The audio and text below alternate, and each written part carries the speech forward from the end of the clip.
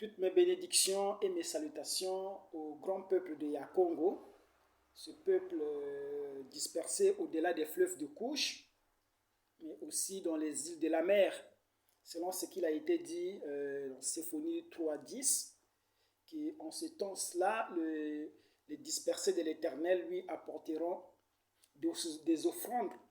Ça sera au-delà des fleuves de couche. Nous sommes en train de parler de la spiritualité Congo et précisément de la loi, l'interprétation de la loi de l'attraction après la spiritualité Congo. Pour cela, nous avons la dernière fois lu un texte dans l'évangile de Saint Thomas. C'était le Jean 48. Je lis, Jésus dit, si deux font la paix entre eux dans cette même maison, ils diront à la montagne, déplace-toi et elle se déplacera. Nous avons vu la dernière fois que Jésus fait allusion à deux personnes qui doivent faire la paix dans cette même maison. Voyez? Et nous avons commencé à définir qui sont ces personnes qui doivent faire la paix. Pourquoi avant de demander à la montagne de se déplacer, il faut que ces deux-là, ils font la paix dans cette même maison. Et qui sont ces deux-là? Vous voyez? La dernière fois, nous avions commencé à distinguer l'être humain des autres races de la nature, à savoir le monde animal. Nous avons dit que les animaux, ils suivent les traces qui ont été posées devant eux par le Créateur. En cela, ils n'ont pas besoin de réfléchir, ils n'ont pas besoin de concevoir leur vie. Ils suivent simplement les traces, les grandes lignes qui ont été posées devant eux. C'est selon l'ordre du Créateur.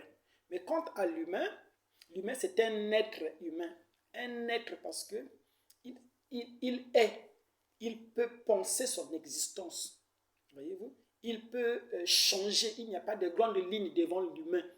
Et par contre, l'humain a été doté d'une machine qui lui permet de poser ces lignes lui-même ou de les définir. C'est en cela que l'humain est le seul être à pouvoir choisir sa vie, à pouvoir changer sa vie. Voyez, contrairement aux autres êtres espèces de la nature. Voyez? En cela, nous avions dit que l'humain a donc cette machine dotée par le Créateur qui lui permet de faire certaines choses. Mais le grand problème avec cette machine, c'est que l'humain souvent se précipite d'utiliser cette machine sans pourtant consulter la notice. C'est comme un ordinateur. Si je vous donne un ordinateur aujourd'hui en cadeau, vous n'allez pas vous précipiter à utiliser l'ordinateur. Vous allez prendre le temps pour connaître quels sont les logiciels qui sont installés sur cet ordinateur et surtout comment les utiliser. C'est en cela que vous pouvez faire bon escient de votre ordinateur, sachant que vous avez maîtrisé la notice et le mode de fonctionnement. Mais ce qui se passe avec l'humain, c'est que l'humain a cette grande machine, voyez-vous, qui génère des pensées et des milliers de pensées qui peuvent lui permettre de poser les grandes lignes et de choisir, de créer sa vie, d'amener des choses à l'existence. Et vu que l'humain n'a pas pris le temps de lire la notice, comment fonctionne cette grande chose que le Créateur lui a donnée, l'humain souvent l'utilise contre lui-même. Voilà pourquoi vous n'avez pas besoin d'apporter des problèmes à l'humain, comme nous l'avons dit la dernière fois. Vous verrez, vous prendrez un homme, tout seul, vous le jetez dans le désert, voyez-vous, et vous verrez que cet homme-là va commencer à se sentir mal, va commencer à stresser, alors qu'il est seul dans le désert. Mais d'où vient ce stress? D'où vient le malheur? D'où viennent les maladies? D'où vient le mauvais être? Voyez-vous, ça ne vient pas de l'extérieur. C'est pourquoi nous avons commencé la dernière fois à dire que le bonheur n'est pas lié à un objet. Le bonheur, c'est quelque chose qui est interne à l'humain. Voyez-vous, les objets de l'extérieur ne peuvent servir que de stimulus qui permet effectivement à l'homme d'extérioriser ce qu'il ressent. Tout cela, c'est parce que l'homme ne sait pas s'en servir de l'outil dont il a été doté. Mais si l'homme avait la maîtrise sur cet ordinateur-là interne qui est en lui, qui génère en lui des milliers et des milliers de pensées, cette tour de contrôle, vous verrez que l'homme serait quelqu'un de très heureux, serait quelqu'un de très, très pacifique, serait quelqu'un de très aimant.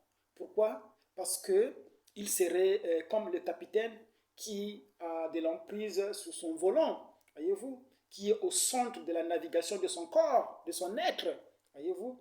Et lorsque vous vous laissez entraîner par cet objet-là et crier, être là à la merci de Dieu, Seigneur, à longueur de journée, voyez-vous, ça veut dire qu'il y a un souci. C'est pourquoi nous qui sommes des Congos, nous devions comprendre certaines choses afin que nous puissions nous élever dans la spiritualité. Parce qu'il a été dit au sujet du Congo que le Congo devrait être la tête et non la queue. Voyez-vous? Cela veut dire que le Congo est doté de certaines informations qui fait de lui un être supérieur. Et cela se confirme lorsque nous étudions la vie de nos ancêtres. Quelqu'un comme Abraham, voyez-vous, il était avancé en âge et Dieu lui a donné la promesse. Il dit, mais Abraham, tu auras un fils. Voyez? Et comment Abraham s'est comporté face à la promesse de Dieu. La Bible dit qu'Abraham a cru à la parole de Dieu. Il a cru à ce que Dieu lui a dit. Et toute croyance entraîne un comportement. Voyez-vous? Et c'est ce comportement-là qui a amené effectivement son fils à être manifeste. Voyez-vous? Abraham a passé beaucoup de temps dans l'expectative que cette promesse puisse s'accomplir. Mais cette promesse à Abraham a créé une attitude. C'est pourquoi l'attitude est l'attitude correcte, mentale correcte. C'est ça qui amène certaines choses à pouvoir se réaliser. Imaginons un peu que Dieu a dit à Abraham, je te donnerai un fils. Et Abraham a développé une mauvaise attitude face à cette promesse. Je crois que malgré que c'est Dieu qui avait dit à Abraham qu'il aurait un fils, je crois qu'Abraham n'aurait jamais reçu ce fils-là. Voyez-vous? C'est pourquoi la parole de Dieu a été donnée. Voyez-vous? Au sujet du peuple Congo, nous avions de bonnes choses. Mais pourquoi cela ne se réalise pas? Mais cela dépend de notre attitude face à ce qui a été dit nous concernant. Vous voyez? Nous voyons qu'Abraham, il avait opté une très bonne attitude qui lui a permis à ce que la promesse de Dieu s'accomplisse. Mais qu'est-ce que la Bible nous dit? Qu'Abraham a commencé, voyez-vous, à considérer comme si le fils était déjà là. Donc Abraham déjà prenait des rendez-vous dans les hôpitaux de son temps, discutait avec les sages-femmes concernant le bébé, parce qu'il considérait que le bébé était déjà là. Voyez-vous, il était déjà rentré, au fond de lui, il était déjà rentré dans cette atmosphère-là d'un enfant. Voyez-vous, et il faisait tout ce qu'on pouvait faire concernant un enfant, voyez-vous, sachant que pour lui, l'enfant était déjà. C'est-à-dire qu'Abraham, dans son subconscient, n'attendait plus un enfant, il considérait comme si l'enfant y était déjà. Voilà pourquoi Abraham commençait déjà à acheter les couches. Abraham prenait des rendez-vous, sachant que l'enfant ne faisait plus l'objet de la promesse, mais que l'enfant était déjà en existence. Et c'est cela, cette attitude-là, qui a amené Abraham à recevoir cet enfant-là. Voyez? C'est ce qui se passe lorsque une femme se plaint d'être stérile. Voyez? Cette femme va se réveiller, aller dans les églises, prier Dieu. Oh Dieu, je veux un enfant. Dieu, je veux ceci. Comme tout le monde le fait. Chaque matin, on dérange Dieu. Oh Dieu, je veux ceci. Oh Dieu, je veux une voiture. Oh Dieu, je veux. Mais tout ce que nous demandons à Dieu, n'est-ce pas que si nous consultons les Écritures, toutes ces choses nous ont déjà été données. Déjà un seul verset de la Bible, si vous vous cramponnez à cela, peut changer votre vie. La Bible, par exemple, dit que cherchez premièrement le royaume des cieux et sa justice, et le reste vous sera donné. Voyez-vous? Mais si aujourd'hui vous ne voyez pas le reste qui accompagne le royaume des cieux, soit vous n'avez pas encore trouvé le royaume des cieux, Voilà pourquoi Dieu recale ce reste-là. Soit vous ne savez pas ce que vous voulez, ou soit vous ne croyez pas à la parole de Dieu. Voyez? Parce que c'est Dieu qui a dit cherchez premièrement le royaume des cieux et sa justice, et le reste. Je vais juste même pour dire que ce qui montre que vous avez trouvé le royaume des cieux, c'est parce que vous avez le reste qui accompagne cela. Tant que vous n'avez pas le reste, il n'y a aucune garantie qui montre que vous avez trouvé le royaume des cieux et sa justice. Pourquoi? Parce que la parole de Dieu est cohérente, elle est logique. Voyez? Très souvent, nous ne voyons pas le reste. Ce n'est pas la faute de Dieu. C'est parce que nous ne savons pas effectivement comment ce grand instrument fonctionne. C'est là, j'ai voulu dire toutes ces choses-là pour constituer un fondement. Voyez-vous? Je parlais de la femme qui veut recevoir un enfant, qui prie tous les matins, je vais avoir un enfant, mais vous voyez que dans son subconscient ou dans son intérieur, elle ne vit pas cette réalité d'enfant. Voyez-vous? Vu que l'enfant ne vit pas en elle, voyez-vous, elle ne peut pas avoir l'enfant. Voyez-vous? Parce que tout ce que nous voyons à l'extérieur ne vient pas de quelque part d'autre que de l'intérieur. C'est l'intérieur qui doit extérioriser tout ce que nous voulons, tout ce que nous avons besoin, tout ce que nous crions par ignorance à Dieu. Dieu donne-moi ceci, Dieu fait ceci. Toutes ces choses ont été déposées en nous. Voyez-vous? La preuve qui montre que ces choses sont en nous, c'est parce que nous avons le désir de faire manifester ces choses. Parce qu'il n'y a qu'une profondeur qui peut attirer la profondeur. Vous n'aurez pas le désir d'avoir 10 000 euros s'il n'y avait pas 10 000 euros quelque part qui existent. Voyez-vous? Donc, la preuve qui montre que toutes les choses en qui nous soupirons, nous voulons vraiment avoir. La preuve qui montre que ces choses-là existent, c'est parce que nous avons ce désir-là de les avoir. Voyez-vous? Et ces choses ne sont stockées nulle part qu'en nous. Il s'agit maintenant de frayer un chemin au travers de nous pour extérioriser ces choses-là. Donc, une femme qui est stérile, qui ne met pas au monde, ce qu'il lui faut, ce n'est pas des prières. C'est vrai qu'elle va prier pour se réconforter, pour se mettre en condition. Mais ce qu'il lui faut, effectivement, c'est d'entrer dans cette atmosphère d'un enfant. Voyez-vous? Et comment créer cette atmosphère? Pour qu'elle crée cette atmosphère, si elle ne veut pas faire beaucoup de gymnastique spirituelle, c'est d'adopter un enfant. Quand elle adopte un enfant, elle va développer les sentiments qu'une mère a envers un enfant. Elle va commencer à prendre soin de l'enfant, faire des choses, voyez-vous. C'est en cela, voyez-vous, qu'elle va cultiver effectivement cet esprit, ce sentiment-là. Parce que tout transite par le sentiment. Je sais que nous allons voir ces choses-là. C'est pourquoi lorsque Abraham attendait son enfant, ce qui a aidé Sarah, Sarah a dit non, je ne peux pas attendre dans le vide. Il dit à Abraham, prends ma servante Sarah, et plutôt prends ma servante Agar, et fais-lui un enfant. Et pourquoi Sarah a demandé à ce qu'Abraham fasse un enfant avec Agar? Voyez-vous qu'Abraham a voulu même résister, voyez-vous, mais Dieu lui a dit d'écouter la voix de sa femme. Parce que Dieu savait que c'était le meilleur moyen pour Sarah de développer, de faire grandir sa vie à travers les sentiments. Voyez-vous que lorsque Ismaël est né, vu que Agar était servante à Sarah, donc tout ce qui appartenait à Agar était à Sarah, donc Ismaël était considéré comme un fils à Sarah. Et à défaut de son propre enfant, Sarah traitait Ismaël comme étant son propre fils. Et cela a créé des hormones. Cela a préparé Sarah pour être en condition. Et lorsque Ismaël est né, cela n'a plus tardé pour que Sarah elle-même puisse enfanter. Voyez-vous? C'était un grand mystère. C'est le mystère des sentiments. Vous voyez pourquoi le prophète de cet âge-là a recommandé à ces femmes-là qui n'enfantent pas, il dit d'adopter. Il dit, allez-y, adoptez. C'est pourquoi moi je crois à l'adoption. Non? Quand quelqu'un est stérile, donner à cette personne-là un enfant.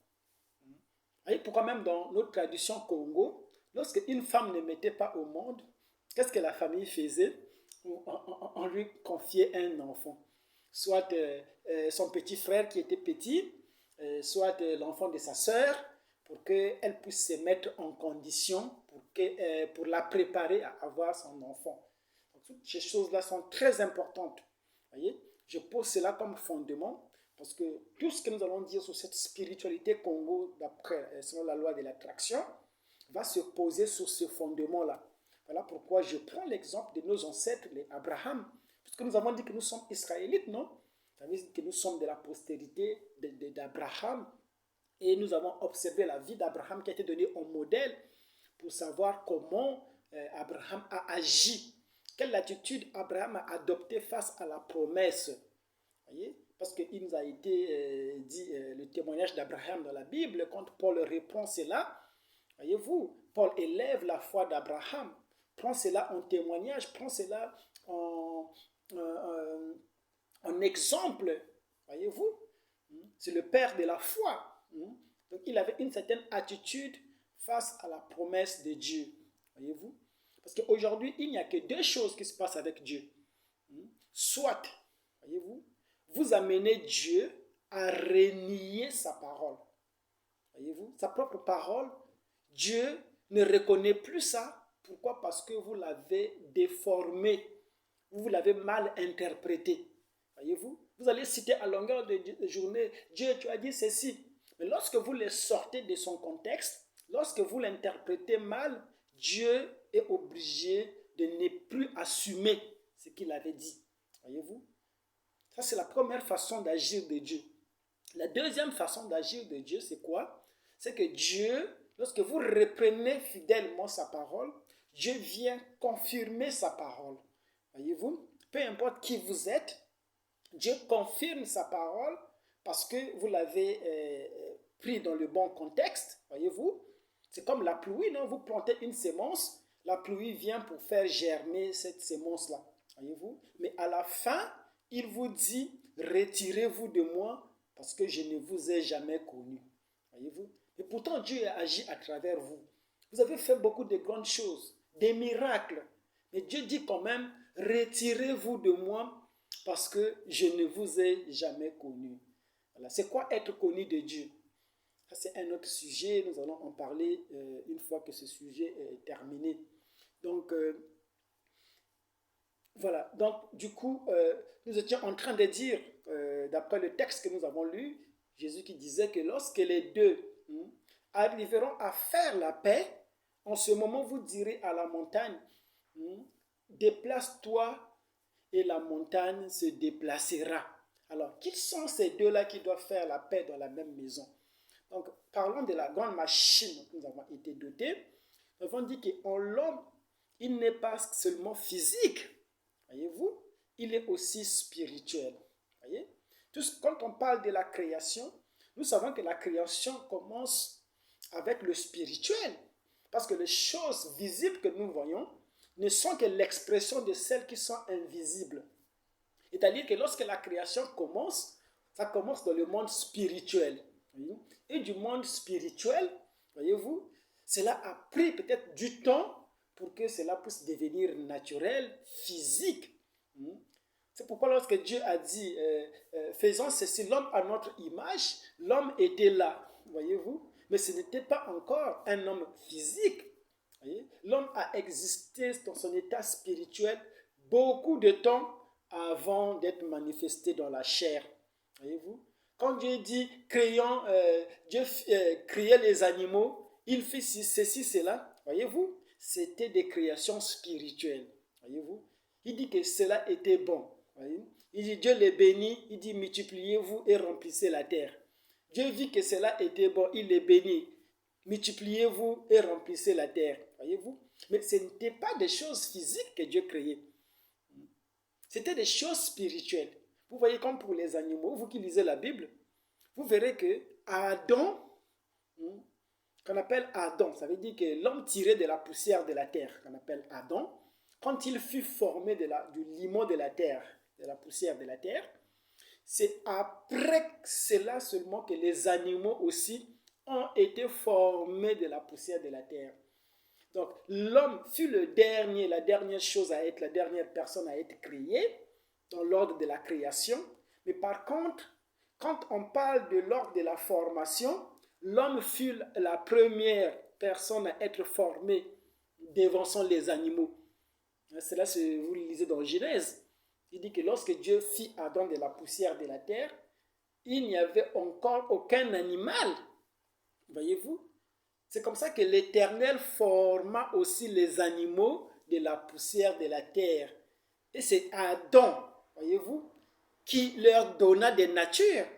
Parce que Adam, c'est lui qui a donné les noms aux animaux. Bon, je ne suis pas en train d'enseigner sur la Genèse. Ça, c'était juste des exemples que j'ai pris pour mon sujet. Je ne sais pas pourquoi je n'arrive pas à rentrer dans le vif de mon sujet. Parce que mon but à moi, c'était de parler de ces deux-là qui doivent faire la paix dans la même maison. Voyez-vous? Qui sont ces deux-là? Voyez-vous? Donc, je disais que l'homme n'est pas seulement physique, l'homme est aussi spirituel. Voyez-vous? Donc, l'homme, dans sa dimension spirituelle, est régi par ce qu'on appelle l'âme. Autrement dit, le nom scientifique de l'âme, c'est le subconscient.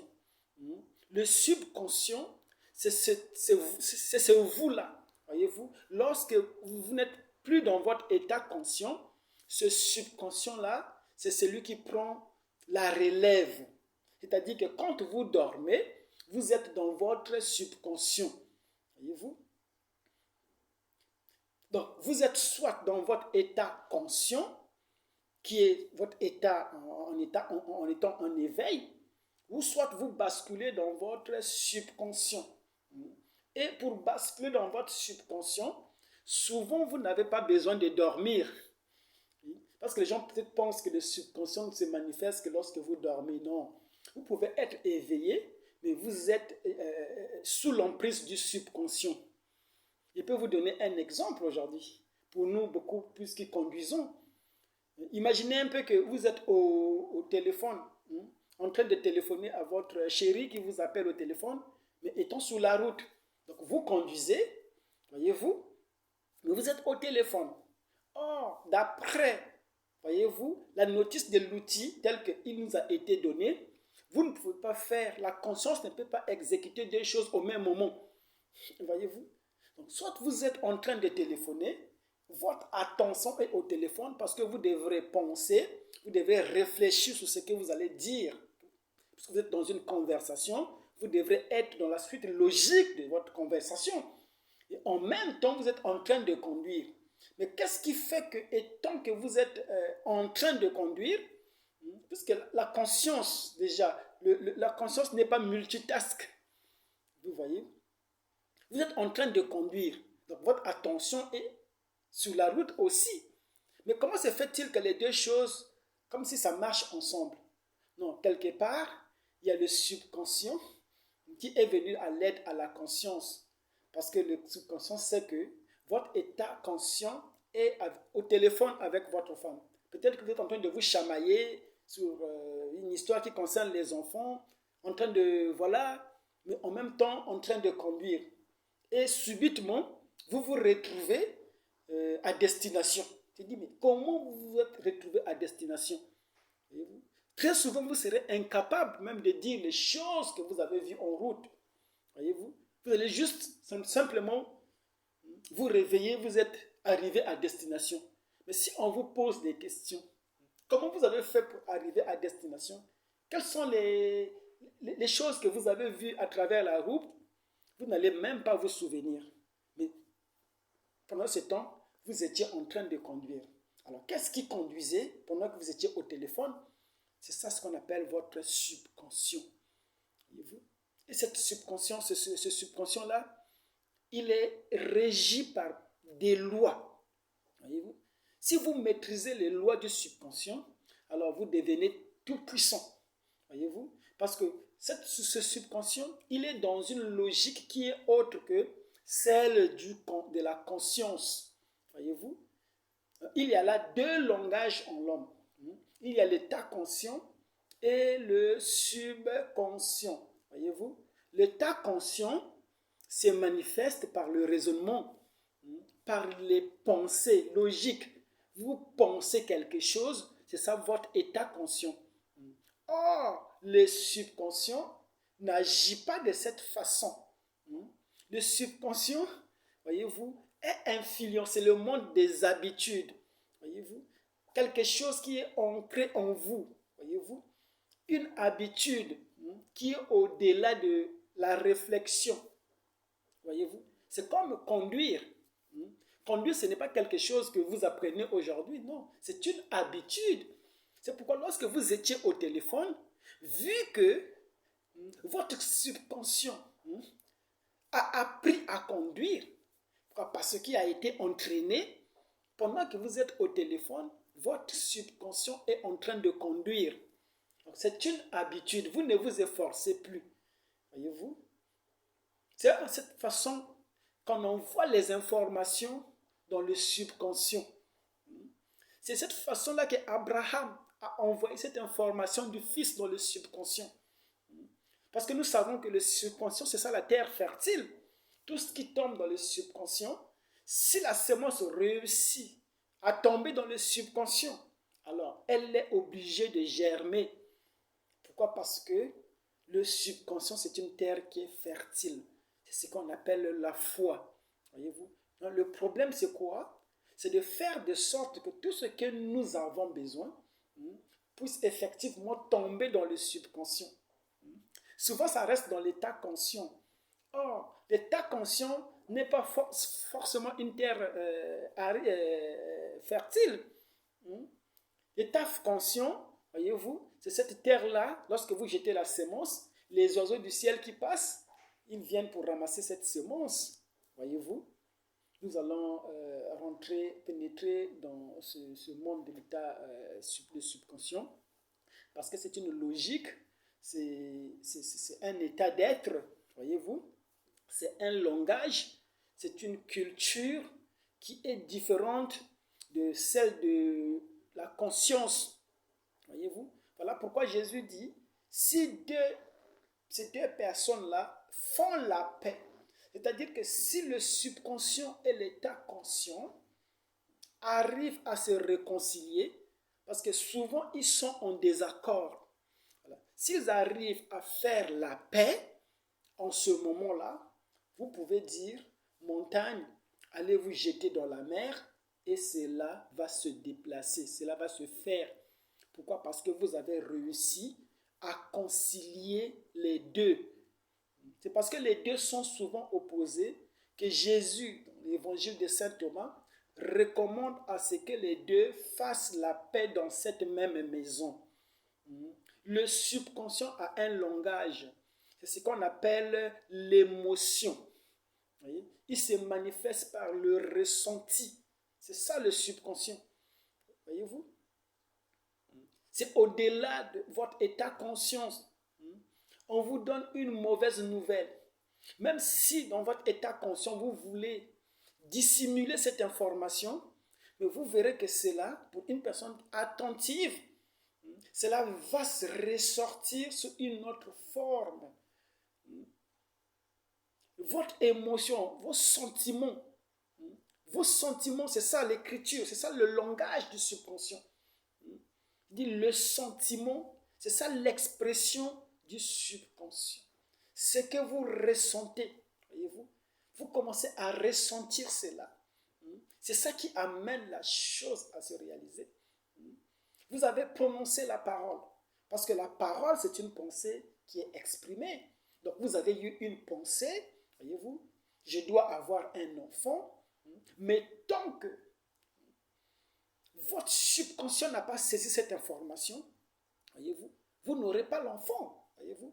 Mais la preuve qui montre que votre subconscient s'est imprimé cette information, c'est lorsque elle vous renvoie le ressenti à travers ce qu'on appelle le sentiment. Si vous voulez, l'émotion. L'émotion, c'est l'expression, ça s'exprime. Le sentiment, ça s'exprime à travers de votre corps. Voyez-vous? Ce n'est pas à travers de la pensée, non. La pensée, on voit l'énergie, voyez-vous, Mais c'est une énergie qui est sans puissance. Voyez-vous? Pour que cette énergie-là soit dotée de la puissance, il faut qu'elle soit accompagnée par le sentiment. Voyez-vous? C'est le sentiment qui vivifie l'énergie. C'est ça les deux langages, en fait. Si les deux font la paix dans cette même maison, voyez-vous, vous direz à cette montagne, déplace-toi, va te jeter et cela va se faire. Voyez? Je suis à 30 minutes déjà. Je juste voulu poser ces deux fondements pour dire que la pensée, c'est une énergie. Voyez-vous? Ça s'exprime, voyez-vous, à travers, voyez-vous, notre cerveau. Voyez-vous? Vous pensez quelque chose, voyez-vous? Mais le subconscient, vous pensez quelque chose dans votre état conscient, je voulais dire, voyez-vous? Mais le subconscient aussi, oui, envoie des impulsions. L'impulsion du subconscient se manifeste à travers votre corps. C'est ce qu'on appelle émotion. Voyez-vous? Le sentiment. Comment vous vous sentez? Voyez-vous? Lorsque vous voulez de quelque chose, voyez-vous, ce que Jésus a dit, croyez que vous l'aviez déjà reçu. Voyez-vous? Donc, lorsque vous croyez que vous l'avez déjà reçu, vous vous mettez dans un état de la personne qui a déjà. Une personne qui a déjà ne demande plus, parce que vous considérez comme si vous avez déjà. Voyez-vous? C'est comme aujourd'hui vous avez besoin de 10 000 dollars. Voyez-vous? Vous venez à Brogui, je sais que vous êtes généreux, donnez-moi 10 000 dollars. Voyez? Je vous dis, bon, frère, là, je n'ai pas du cash sur moi, je vous signe un chèque. Voyez-vous? Donc, le chèque de 10 000 dollars, je vous donne le chèque. Vous avez le chèque dans votre poche. C'est-à-dire que pour vous, vous considérez que vous avez 10 000 dollars. Voyez-vous? Vous vous mettez dans un état, oui, d'une personne qui a 10 000 dollars. Voyez-vous? Une fois que vous êtes dans cet état d'une personne qui a 10 000 dollars, vous n'allez plus vous agenouiller pour prier. Oh, je veux 10 000 dollars parce que vous avez déjà 10 000 dollars. Voyez-vous? Sous forme de chèque. Voyez-vous? Une fois que vous êtes dans cet état, voyez-vous, vous considérez que la chose que vous demandez, vous avez déjà reçue, alors pour vous, la chose est réglée. C'est pourquoi Jésus dit que vous verrez la chose s'accomplir. Cela n'est que la conséquence de cette manipulation qui s'est déjà faite. Il y a eu une solution qui s'est déjà faite. Donc cela n'est que la conséquence ou l'aboutissement de ce qui a, cette combinaison-là qui a déjà été faite. C'est comme lorsque vous prenez une semence, vous mettez dans la terre, vous l'arrosez, voyez-vous, vous allez croiser les bras. Vous n'allez pas être là tout le temps à venir creuser pour voir si la semence a poussé, non. Parce que vous savez en vous que parce que vous avez conjugué ces deux choses-là, l'acte de s'aimer dans la terre et d'arroser, la conséquence c'est que la chose que vous avez sémée va pousser naturellement sans effort. Voyez-vous? C'est pourquoi il est très important de commencer par ces préalables. Lorsque tous ces préalables sont en place, c'est en ce moment. Voilà pourquoi j'ai commencé par parler de l'attitude. Vous devez être dans l'attitude. Développer le sentiment. Parce que le sentiment, c'est par là que transite la création. Voyez-vous? Comment vous vous sentez est très important. Voyez-vous? C'est ça qui détermine ce que vous voulez que les choses se passent. Si vous vous sentez tellement mal, vous attirez, vous vous mettez dans cette fréquence-là, voilà, d'une personne qui se sent mal, et dans cette fréquence, vous attirez les mauvaises choses. Voyez-vous? Pourquoi? Parce que vous vous êtes mis dans la fréquence. Vous savez que la quatrième dimension nous entoure, non? Il y a beaucoup d'informations qui nous traversent. Voyez-vous, en ce moment, voyez-vous, mais pour les capter, C'est juste qu'il faut entrer dans les fréquences de ces informations. Parce que chaque pensée a une fréquence. Voyez-vous? Donc, tant que vous n'êtes pas dans la bonne fréquence, vous ne pouvez pas capter les choses que vous voulez. Parce que les choses que vous voulez ne sont pas dans la fréquence dans laquelle vous êtes. Alors, ce que vous allez faire, c'est d'étudier dans quelle fréquence est la chose dans laquelle vous voulez là. Et vous rentrez dans cette fréquence-là, vous verrez qu'il y aura la communication qui va s'établir. C'est ce qu'on appelle la loi de l'attraction. C'est-à-dire que vous attirez les choses telles que vous les ressentez. Je n'ai pas dit telles que vous les pensez. Parce que lorsque les scientifiques enseignent la loi de l'attraction, ils enseignent à travers les pensées. Ils disent que ce sont les pensées, nos pensées, qui attirent les choses. Ce qui est vrai. Mais ce qu'ils oublient de nous dire, c'est que ces choses ne sont pas attirées par notre état conscient. Les deux doivent faire la paix dans cette maison. Le subconscient, qui se manifeste par le ressenti, par le sentiment, doit rentrer en contact. C'est-à-dire que la pensée doit être enveloppée de l'émotion. C'est ça qui arrive à destination. Voyez-vous? Oh, il y a tellement beaucoup de choses. Et je vais vraiment me canaliser pour que nous puissions parler de manière à ce que les gens puissent saisir, voyez-vous, et donner des exemples. Voyez?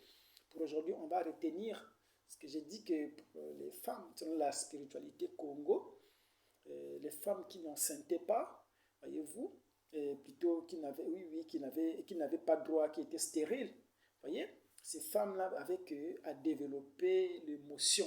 Il n'y a pas 1000 solutions. Ce serait juste de se mettre dans un état d'une maman et cela va faire de sorte que, voyez-vous, que la chose se manifeste. C'est comme une femme lorsqu'elle accouche, voyez-vous, parce qu'elle se sent dans cet état qu'on appelle de la maternité. C'est ça qui amène même le lait à sortir de son corps.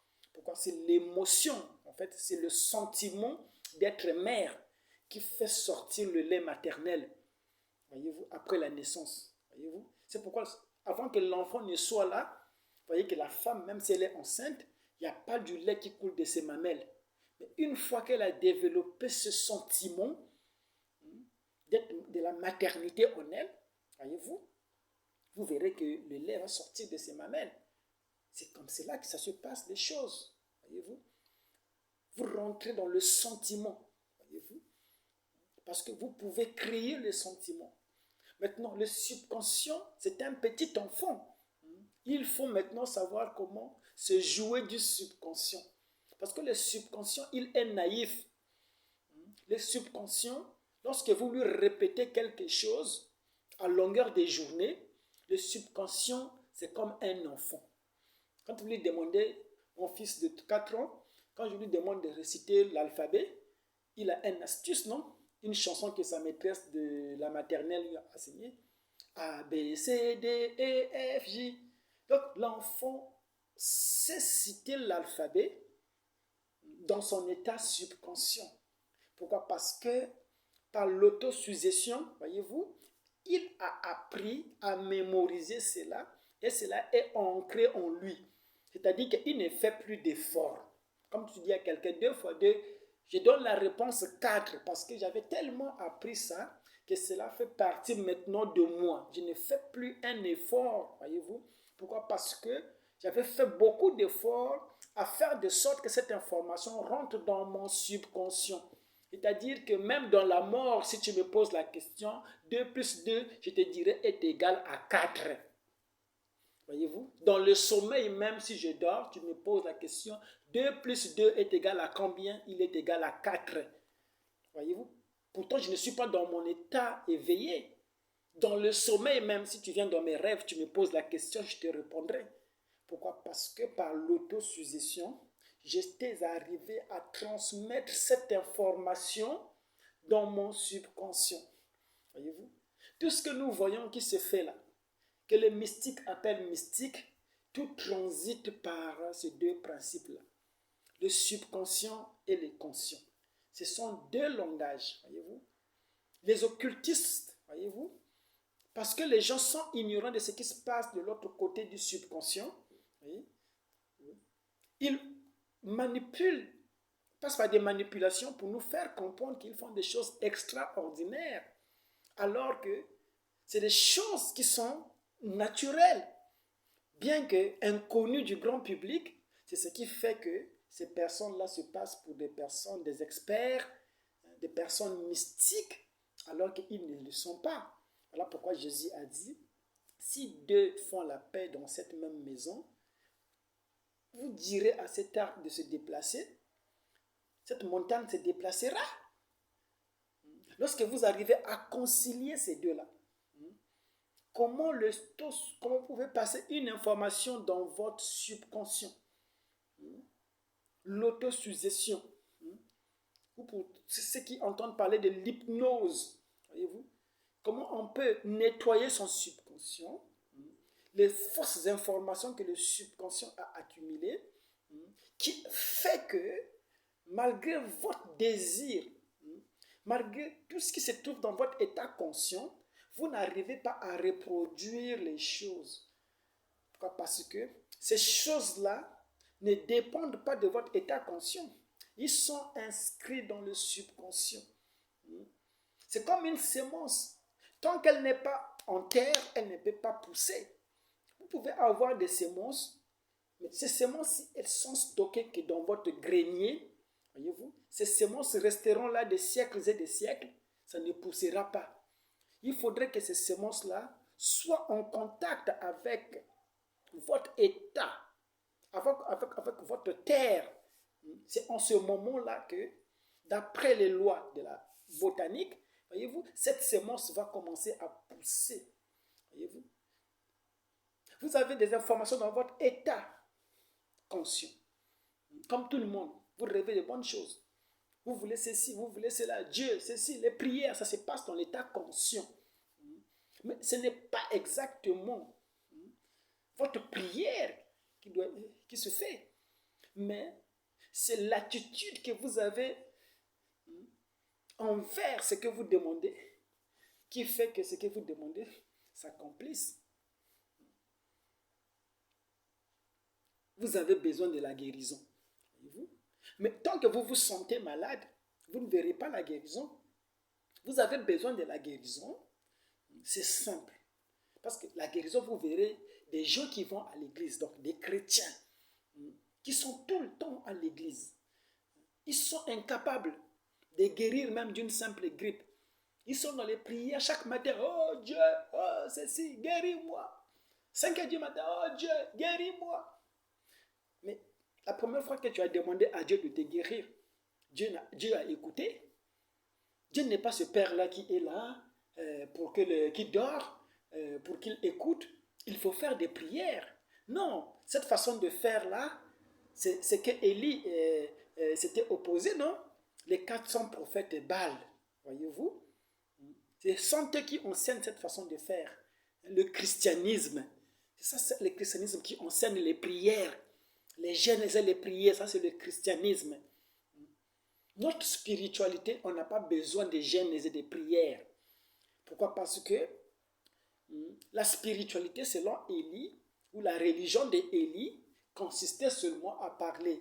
Oh Dieu, je veux, avant même qu'il termine la prière, le feu était déjà en train de consommer. Voyez-vous? On n'a pas besoin même de terminer la prière. Parce qu'avant que vous n'ouvrez la bouche, il connaît de quoi vous avez besoin. Avant même que vous ayez le désir, il sait de quoi vous avez besoin. Alors, qu'est-ce qu'il vous faut alors? C'est de prier, oh Dieu, la guérison.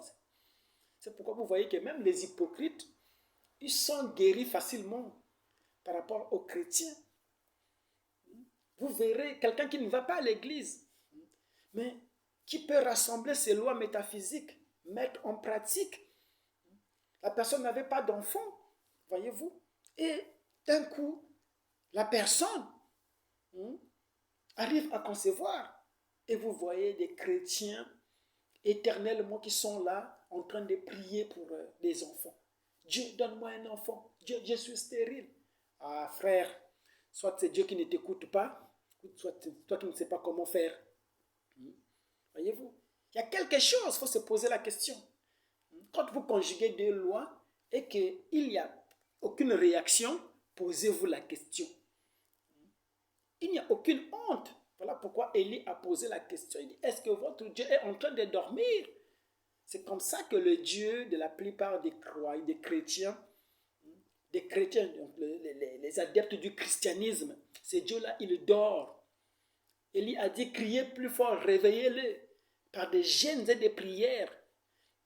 Faites ça autant pour qu'ils vous entendent. Voyez-vous? Mais tant que vous n'arrivez pas à conjuguer ces choses-là, vous verrez que Dieu est toujours en train de dormir pour vous. Mais le Dieu d'Élie, le Dieu des Congo, voyez-vous, c'est un Dieu, voyez, qui écoute. Avant même que vous ne terminiez la prière, ce Dieu-là vous a déjà répondu. Parce que vous avez compris le mystère de l'émotion. Vous avez compris le rôle que jouent les sentiments dans la réalisation, voyez-vous, de nos désirs. Voyez-vous, le langage du subconscient. Vous avez maîtrisé cela. Voyez-vous, vous savez, beaucoup de gens ne comprennent pas. Vous allez voir les gens poser la question même à un pasteur. Pasteur, pourquoi dans le christianisme, avant qu'on ne prêche l'évangile, les gens doivent chanter? Pourquoi il y a des louanges avant qu'on prie pour les malades? On chante d'abord.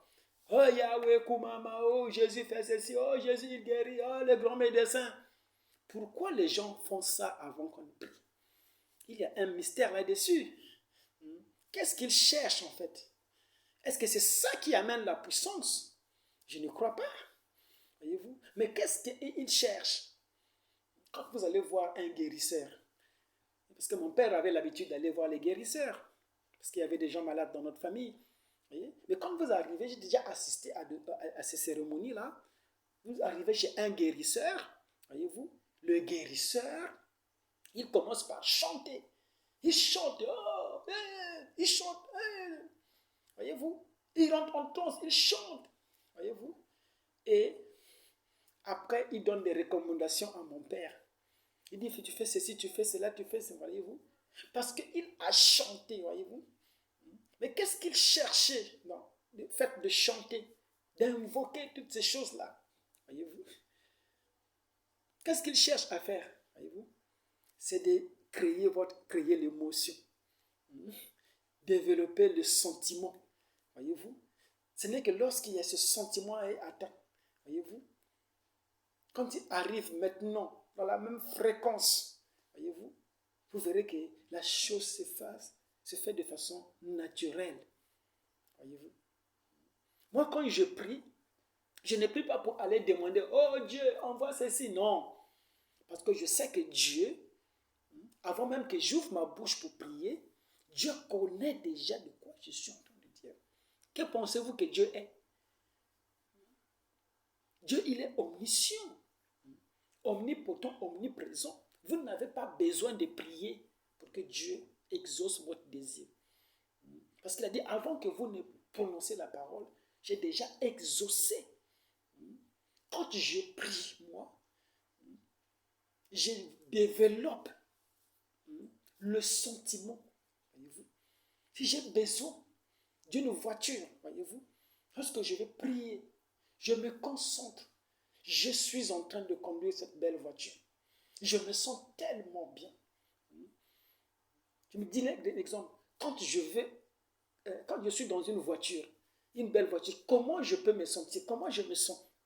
Ce genre de sentiment-là, que je peux me sentir quand je suis dans une belle voiture, voilà. Quand je prie Dieu pour que j'ai la belle voiture, je me mets dans cet état-là. Je me sens tellement bien dans la peau de quelqu'un qui est assis dans une très belle limousine, qui est en train de conduire, ces sentiments-là. Lorsque je suis dans la prière, je suis en train de développer ces sentiments-là. Je me sens comme cette personne-là qui est dans cette belle voiture, ces sentiments-là. Dès que cela arrive dans mon cœur, je dis Amen. Et ça s'arrête là. Je dis ainsi soit-il. Jésus, Jésus, c'est ça la culture du Congo. Mais dommage, je vais développer. Vous voyez que j'ai pris beaucoup de temps parce qu'il faut commencer par contourner le sujet pour donner une forme. Mais je vais énoncer des grandes déclarations, des grands principes de la spiritualité Congo. Parlons de la loi de l'attraction. Je vais montrer comment les gens ils vont à l'encontre de ce qu'ils veulent réellement. Pourquoi? Parce qu'ils ne conjuguent pas très bien leur opération. Voyez-vous? La combinaison n'est pas faite de façon correcte. Parce que la spiritualité bantou, ce n'est pas du forcing comme dans le christianisme. C'est dans le christianisme qu'on fait du forcing. Et dans le christianisme, il faut insister pour qu'il y ait combustion. Il faut beaucoup allumer de feu. Voyez-vous? C'est pourquoi ils sont dans les jeûnes, des prières, les retraites, toutes ces choses-là. Mais nous savons que dans la spiritualité Congo, on n'a pas besoin de toutes ces choses-là. C'est le monde de la précision. Voyez-vous? On construit une pyramide qui est alignée par rapport aux astres. Voyez-vous? On ne peut même pas glisser une lame gilette entre les pierres parce qu'elles sont soudées. Voyez-vous? Il y a une précision absolue. Il n'y a pas de tâtonnement comme dans le christianisme. Voilà pourquoi nous allons dire les choses de façon claire, de sorte que même les plus ignorants puissent comprendre. Voyez-vous? Pourquoi? Parce que le Congo, il a été dit pour le Congo qu'il sera la tête et non la queue. Nous sommes un royaume de gens qui sont spirituels. Voyez-vous? Nous sommes appelés à faire de grandes choses, aller au-delà des églises, au-delà de tout ce qui est religion, pour rayonner. Voilà pourquoi Daniel disait qu'en ce jour-là, ceux qui connaîtront notre Dieu, ils feront des exploits. Voyez-vous? Aujourd'hui, nous connaissons Yakongo et nous savons qu'il a choisi un peuple en qui il a fait porter son nom. C'est le peuple Congo. C'est le peuple qui est doté d'une spiritualité très élevée. Voyez-vous? Une civilisation des maîtres. Ce qu'on appelle le royaume des gens bien. Merci beaucoup d'avoir suivi cette vidéo. Contrairement à mes habitudes, j'ai dépassé largement mon temps parce que je ne voulais pas couper. Je voulais vraiment faire passer le feeling, le sentiment, afin que vous soyez connectés. Tout ce qui se diront par la suite, ça ne sera que sur la base de ce qui a été dit. Voyez-vous? On va étudier ces deux voies, la voie du subconscient et puis la voie de la conscience. Voyez-vous? Montrer le rôle de la conscience pour dire que la conscience pose des traces. Voyez-vous? Comme la divinité avait posé pour les animaux. Voyez-vous? Et l'état subconscient exécute. Voyez-vous? Vous posez et vous exécutez. Voyez-vous? Vous concevez et une fois que vous avez donné la direction, vous travaillez pour que cette direction-là puisse être exécutée. Et l'exécutant, le travailleur dans tout ça, c'est le subconscient. Et le subconscient, il est régi par une simple loi. Voyez-vous? Et nous allons étudier cette loi. Parce que le subconscient est comme un petit enfant. Voyez-vous? Lorsque vous lui faites dire des choses, voilà, il retient cela et cela devient vrai. C'est pourquoi on disait qu'un mensonge répété, c'est une vérité. Voyez-vous? Pourquoi? Parce que tellement répété que vous commencez à penser que cela est vrai. Et cela devient vrai. Voilà pourquoi cet aveugle-là, lorsqu'il a été guéri, contrairement à ce que les autres avaient vu, pour lui, il n'était toujours pas, il ne voyait toujours pas. Alors on lui a dit, alors crois que tu es guéri. Répète partout que tu es guéri. Et sans honte, voyez-vous, il travaillait pour développer le sentiment. Quand il arrivait quelque part, il dit, je suis guéri. Il dit, mais comment ça tu es guéri? Oui, je suis guéri. Les gens se moquaient même de lui, voyez-vous. Mais lui, il savait ce qu'il faisait. Il voulait se mettre dans la fréquence pour que ses yeux puissent voir, s'ouvrir. Il voulait être dans cette fréquence-là. Et le seul moyen pour lui qu'il savait, c'était répéter, je suis guéri, je suis guéri. Une fois il est arrivé chez le coiffeur, je suis guéri. Et en fait, il a commencé à voir. Il dit, oh, pourquoi? Parce qu'il avait déjà commencé à voir. Il avait développé ce sentiment-là. Donc pour lui, il voyait déjà. Et lorsque vous voyez déjà, vous vous reposez. Quand je suis dans mon état émotionnel, je suis dans la fréquence de la guérison. Pour moi, j'ai déjà la guérison. Je suis calme. Je n'ai même plus besoin de crier. Dieu, donne-moi la guérison. Mais c'est comme quelqu'un qui m'a donné un chèque. Je vais encore lui dire, donne-moi de l'argent. Mais le chèque que je t'ai donné, mais c'est ça de l'argent. Mets-toi simplement dans la fréquence des choses que tu désires. Et cela suffira. Merci beaucoup d'avoir suivi la vidéo. Brogi.